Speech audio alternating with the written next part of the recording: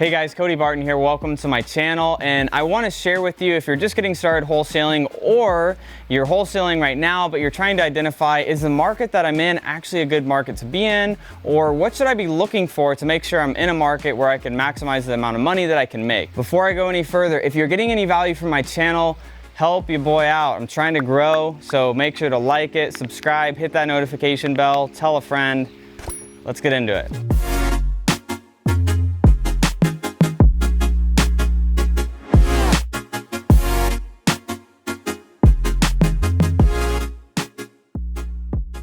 So one of my favorite things about wholesaling is the ability to do this from anywhere that you're living. So whether you live in New York City, San Francisco, or you live in Medellin, Colombia, you can build and execute a successful wholesaling operation. Okay, so what I want to do is share the top 4 things that you got to be looking at when you're going to be wholesaling or deciding on a market to wholesale in. And so the first thing that I want to do is answer the question of, what if I live in New York City, or what if I live in San Francisco and it's really not the best market to wholesale in? What do I do if I can't wholesale in the city that I'm living in?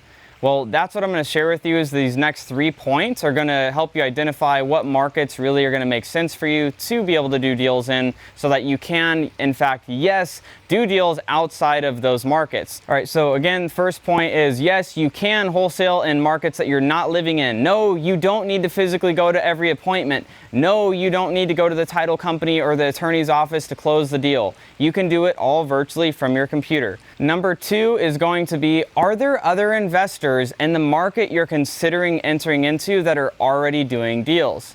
Because if you're looking at a market and you're saying to yourself, well, there's no one else there, I can go and get all the deals. There might be a reason that nobody else is there buying deals, investing in that market. There might be population leaving that area. It might just not be the best area to invest. There's a lot of different reasons why an area may not have activity. And so while you might be looking at me crazy when I say this, but I do a lot of my deals in Phoenix, Arizona, and Phoenix, Arizona is one of the most competitive markets in the United States. And I would say, yes, is Phoenix a good market to get into? I would say yes to a new investor. The reason why is that means that there's deals to be had. If there's a lot of investors there, there's money being made, there's deals to be had. You could do the marketing there and get deals just like the people that are in that market. And the other part about that is, while it's competitive, that means that you have other people that you can joint venture deals with that could help you underwrite deals, take a look at deals, just give you more opportunities to get deals done. All right, so number 3 is going to be about the population in the area. Because when I'm talking about all this, I'm talking about if you want to scale your business. If you just want to do 1 deal a month, or maybe get to the point where you do two deals every month or so, you could be fine in smaller population areas. But what I'm talking about is if you want to do scale, you want to do 3, 4, 5, 7, 10 deals a month, you have to look at the population in the area. If you're looking at a city where the population is only 10,000, 20,000, maybe 30, 40,000, that's too small of a market to do at scale. You're going to pull all of the data, you're going to do all the marketing to that small city, and within a few months, you're going to burn through all of the data. So now what are you going to do? You're going to be in a stuck situation. I prefer to be in markets where there's at least 250,000 to 500,000 plus in the population for that area, because there's enough new people moving in, there's enough new people moving out of that area, so that there's enough people to market to. Now, I don't want you to think that those small towns you can't do deals there, because I also market to some of those little areas, but it's not what I base my business around. What I base my business around are large metro areas. And so looking at those 250 to 500,000 plus people in that particular market, that's what you want to be looking at.